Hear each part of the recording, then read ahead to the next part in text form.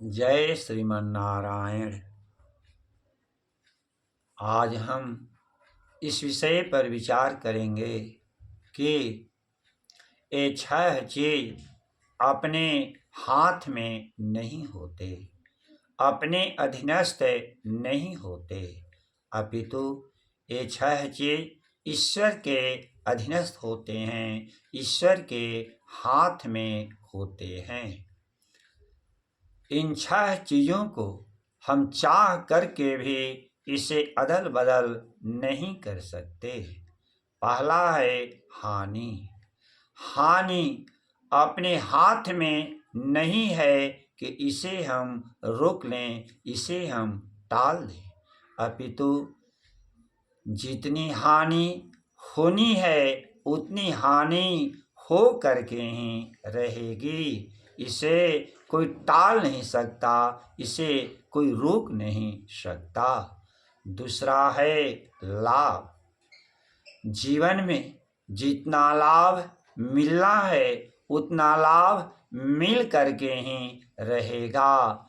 इसे कोई भी दूसरा व्यक्ति रोक नहीं सकता है, कोई दूसरा व्यक्ति इस लाभ को टाल नहीं सकता।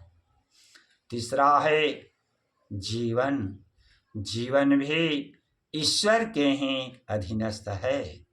हम चाह करके भी अपने जीवन को सुखमय नहीं बना सकते और चाह करके भी किसी के जीवन को हम दुखमय नहीं बना सकते। ये तो सुखमय या दुखमय, ये तो ईश्वर के अधीनस्थ है। चौथा है मरण। मृत्यु भी ईश्वर के अधीनस्थ है। हम चाह करके भी अपनी मौत को टाल नहीं सकते और चाह करके भी किसी को मौत नहीं दे सकते जब तक ईश्वर की उस व्यक्ति पर कृपा की दृष्टि है। जाके राखे साइयां मार सके नहीं कोई, बाल बंका न कर सके जो जग बैरी होए। पांचवा है यश। संसार में मेरा नाम रोशन हो जाए, संसार में मैं यशस्वी बन जाऊं, सर्वत्र मेरे सुंदर नामों की चर्चा हो, जहाँ जाऊं वहाँ मुझे सम्मान मिले, मुझे प्रतिष्ठा मिले। ये अपने हाथ में नहीं अपितु ईश्वर के हाथ में है, विधि के हाथ में है। छठा है अपयश। अपयश भी ईश्वर के ही हाथ में है। कलंक भी ईश्वर के ही हाथ में है, अपितु अपने हाथ में नहीं। प्रायः देखा जाता है कि सोच विचार कर चलने वाले व्यक्ति को भी,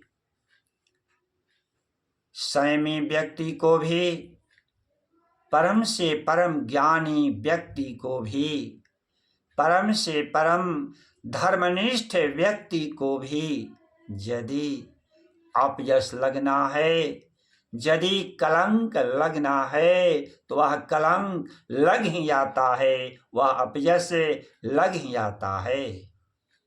इस कलंक को, इस अपयश को कोई टाल नहीं सकता, इसे कोई रोक नहीं सकता। अतः ये 6 चीज विधि के हाथ में है, यानी ईश्वर के हाथ में है, मनुष्य के हाथ में नहीं।